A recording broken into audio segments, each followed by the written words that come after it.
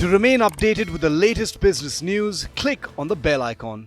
Among Reliance Jio's many contributions to India, it's made affordable internet access available to millions of Indians today. And that has been truly revolutionary, both for people and for businesses. It's part of the reason our company has been so thrilled to partner closely together with you, because we both share a vision of empowering small businesses and entrepreneurs. And so, first, I want to talk about the future of retail in India. How do you think our partnership has been able to deliver on our shared goals, particularly in the midst of the pandemic?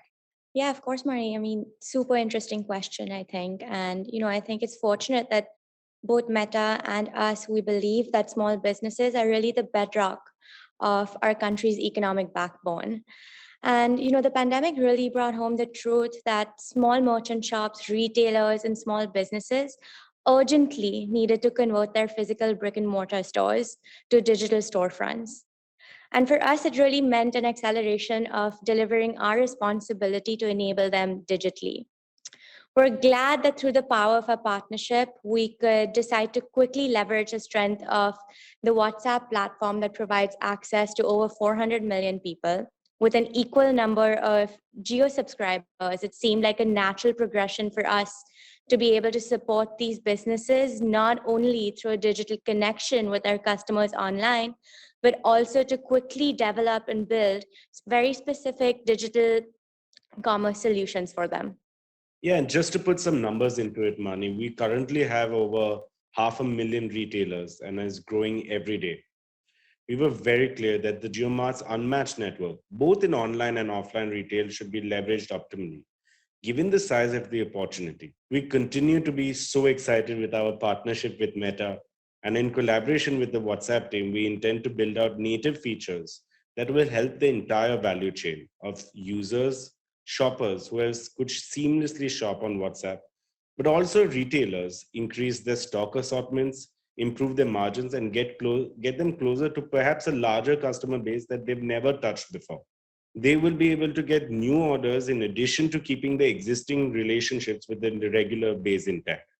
I think it's really important that we're talking about this early. We're bringing creators along every step of the way. We're leaning into the products we have now, but also thinking about the future. So it's the work in Spark. It's the curriculums that we've talked about to help people build these 3D objects and put them into the world. And we're doing that, with the Board of Secondary Education, with Coursera, with edX, and we're setting aside $150 million to train the next generation of creators to really build this immersive learning content and increase access to all these devices. And I think that comes from us learning so much about building a global platform and reaching people all over the world. So I think one thing that's important to think about here is how we've learned over the years on what it means to build a safe and responsible way. How are we thinking about that from a metaverse perspective, with safety, with privacy, some of the lessons that we've learned globally, and how are we thinking about that now?